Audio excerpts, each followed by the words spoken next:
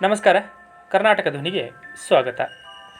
ಲಂಚ ಪಡೆದಿದ್ದಂತಹ ತಹಶೀಲ್ದಾರ್ಗೆ 3 ವರ್ಷ ಜೈಲು ಶಿಕ್ಷೆ ಆಗಿದೆ.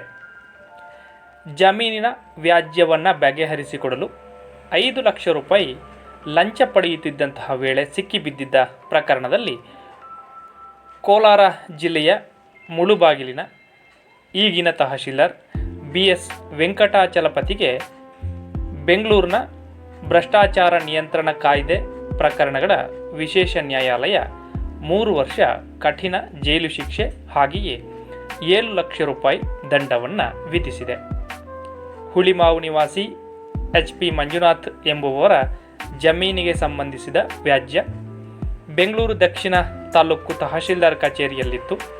ವ್ಯಾಜ್ಯವನ್ನು ಶೀಘ್ರವಾಗಿ ಮುಗಿಸಿಕೊಡಿ ಎಂದು ಅವರು 2016ರ ಆಗಸ್ಟ್ನಲ್ಲಿ ಅಂದಿನ ತಹಶೀಲ್ದಾರ್ ವೆಂಕಟಾಚಲಪತಿ ಅವರಿಗೆ ಮನವಿಯನ್ನು ಸಲ್ಲಿಕೆ ಮಾಡಿದರು. ಈ ಸಂಬಂಧ ತಮ್ಮ ಆಪ್ತ ಸಹಾಯಕ ಮಧು ಎಂಬುವರನ್ನು ಭೇಟಿ ಮಾಡುವಂತೆ ವೆಂಕಟಾಚಲಪತಿಯವರು ಸೂಚನೆ ನೀಡಿದರು.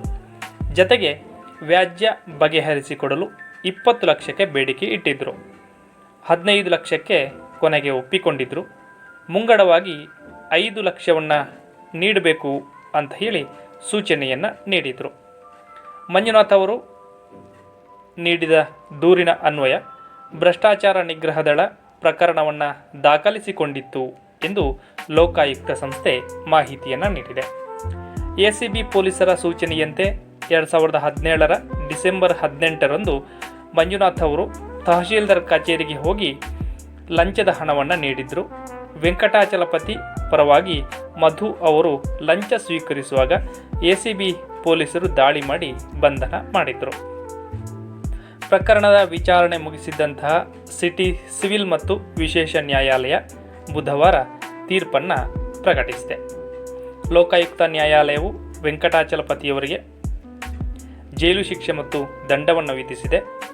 ದಂಡ ಪಾವತಿಸಲು ವಿಫಲವಾದರೆ 6 ತಿಂಗಳು ಹೆಚ್ಚುವರಿ ಸೆರೆವಾಸ ಅನುಭವಿಸಬೇಕು.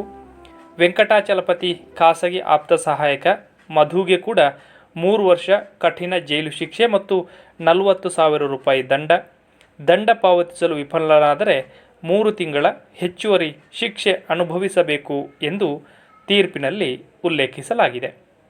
ಧನ್ಯವಾದಗಳು.